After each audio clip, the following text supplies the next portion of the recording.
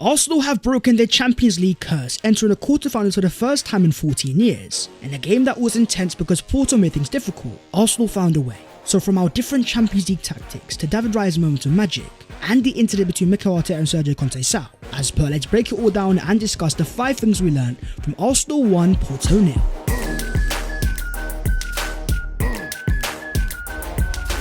Yo, what is going on, guys? My name is Bass14. Welcome back to Boys Channel. And how can you not be sensational? Because Arsenal are in the Champions League quarterfinals. So as per, don't forget to smash a like on the video if you enjoy and subscribe to the channel if you are new. But starting off with Mikel Arteta's big demand. March 7th, 2017 was a painful day for Arsenal fans. A 5-1 defeat to Bayern Munich saw Arsenal knock out the Champions League. So after 2,500 days of waiting, a new manager and a new team, Mikel Arteta understood that this game needed something different. Before the game, he called for the fans, saying for 96 minutes, bring your energy, bring your noise, and let's do it together. You think about Arsenal's recent massive games at home, we are talking Liverpool and Newcastle specifically, there was a different energy about those Arsenal performances, because Mikel Arteta utilised the Arsenal fan base. With emails being sent before the Newcastle game, fans incentivised to arrive early to the ground, with 2-for-1 beers. In the Champions League, you need to have a hostile environment. We've seen the effects of Anfield and even the Bernabeu. Let's just say Mikel Arteta's plan worked.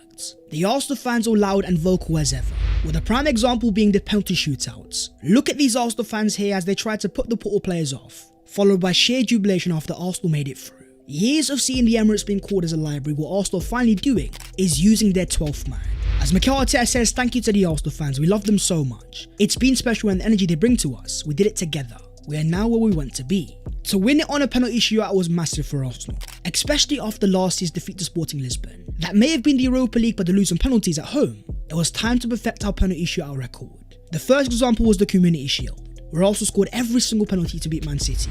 Arsenal have now taken 17 penalties this season, including shootouts, and they have scored every single one. The coolest man on the pitch though was definitely Kai Havertz, effortlessly placing a ball into the back of the net. Havertz has now made it 21 out of 21 in career penalties, while also dropping a 7.1 performance, where in 120 minutes he completed 14 passes, 1 key pass, as well as winning a whopping 10 out of 13 ground balls. The most surprising part about Havertz's game is his underrated pace, with the example being against Pepe in the second half, chasing that ball down and causing so many issues. He may have given away a free kick, but for me it was a sign. 6'4" and deceptively fast. If Arsenal can find a way to hit more balls in behind, Havertz could give Arsenal an entire new dimension.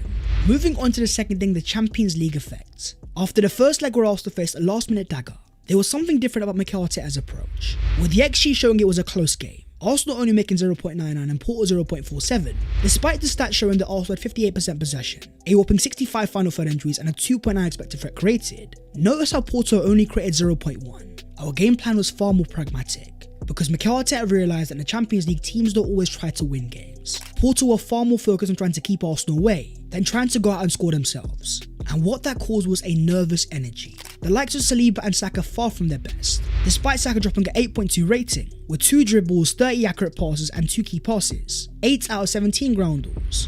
Bukayo said after the game, it wasn't my best performance personally, but I'm so proud for the team. Up against Champions League veterans, you could see the Arsenal players were lacking experience. That's why we had to turn to our individual brilliance, summed up by the captain Martin Odegaard dropping an 8.0 rating. In 120 minutes he got 1 gorgeous assist, alongside 28 accurate passes, 2 key passes and 1 penalty shootout goal. That high quality assist is what the Champions League is all about. Forget about game plans, field tilt and expected threat. It's about can you provide individual moments. That's now assist number 7 for Odegaard this season, meaning he's now provided as many assists as he did in all of 2023-24. You've also got the stat that no other player in all of Europe has created more open play chances than Martin Odegaard this season. The part that I want to focus on is where the assist came from. Odegaard drifting over the left hand side, something that a lot of Arsenal fans have been calling for, because as you can see his angles are far more suited. This was very much a Steven Gerrard-esque performance, demanding the ball in tight areas to make things happen, pressing like his life depended on it, a captain leading his team on his back on a European night. As things stands, Odegaard is the only player in the Premier League with 10 plus big chances created, 50 plus key passes, and an 85% passing accuracy.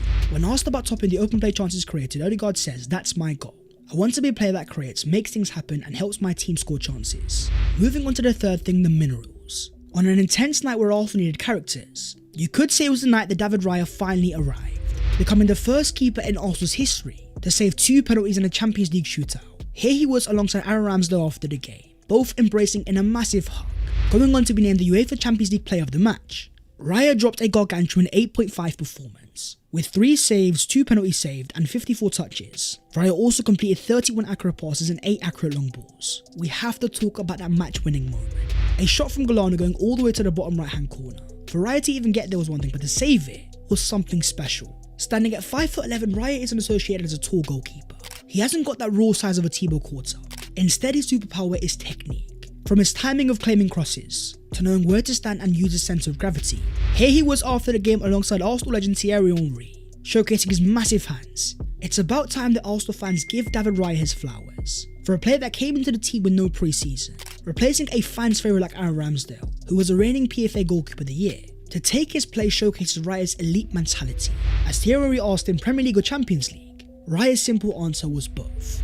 As Charles Watt says, David Raya's arrival created a lot of headlines last summer, but he's now showing why Mikel Arteta took the opportunity to bring him from Brentford. Raya was the keeper that Arteta initially wanted. He wanted him to replace Bernd Leno, but a deal couldn't be done at a time with Brentford, so he turned to Aaron Ramsdale instead. All of this means that Arsenal's defence is reaching a brand new level. With Arsenal yet to concede a single goal at the Emirates in the Champions League this season, they have also got the lowest XG conceded at home, only 1.55. We often give flowers to Gabriel and Saliba and even sometimes Ben White, but this was a night where Jakub Kiwior became a cult hero. After 105 minutes, he won 2 ground balls and 3 out of 3 in the air, alongside some vital interventions. The example being this Porto counter in the second half. Kiwior's elite recovery pace was one thing, but the use of his body in such a smart way, getting in front of Torreira to make sure the ball goes out. Mikel Arteta now has a defence full of warriors, willing to do anything to make sure the team doesn't concede. But with 15 minutes to go, Mikel Arteta threw on Alexander Zinchenko, who dropped a 6.7 rating alongside 16 out of 18 accurate passes. The logic behind it made sense. Porto were playing an aggressive mid-block, making it hard for Arsenal to progress the ball. Zinchenko's on-the-ball bravery was needed, even if he didn't look match sharp. Moving on to the fourth thing, Arsenal's sharpshooter. The Champions League is a very different competition. Where the Premier League's all about domination and consistency, the Champions League is all about individual moments of brilliance. That's why Mikel Arteta started Leandro Trossard, who, dropping a 7.6 rating, scored Arsenal's only goal, from an XG of only 0.1, alongside 11 accurate passes and 4 key passes. Here he was at halftime alongside the referee, who looked like his older brother. Trossard has now scored in every Champions League game he's played this year at the Emirates. 3 goals out of 3, and those 3 goals have come from an XG of only 1.34. This profile is so important in the Champions League. A sharpshooter who can take half chances. Trossard now has a total of 11 goals and 2 assists this season.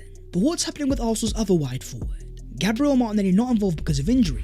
With the international break approaching, it's now been officially confirmed that Martinelli has withdrawn from the Brazil national team for the upcoming friendlies against England and Spain this month. But Arsenal fans, you don't have to worry, because as the Gunner blog confirms, despite Martinelli suffering a deep cut on his foot, Arsenal hope to have him fit and ready to face Man City on March the 31st. Moving on to the fifth thing, the curse is broken. The scenes after this game were beautiful, from Mikel Arteta's fist bumps to the crowd, to William Saliba going absolutely crazy, shouting the words "my club" constantly. You also had the Arsenal captain Martin Odegaard drop to his knees, clearly tired after an exhausting night. Some fans might argue that Arsenal over-celebrated, but there's a reason behind that. Not only have Arsenal qualified for the quarterfinals for the first time in 14 years, finally getting through after 9 consecutive last 16 defeats, Arsenal have also secured a whopping €91.2 million in prize money by reaching the quarterfinals, a record result for the club's history. This team has overcome a massive hurdle, especially after our defeat last year to Sporting Lisbon.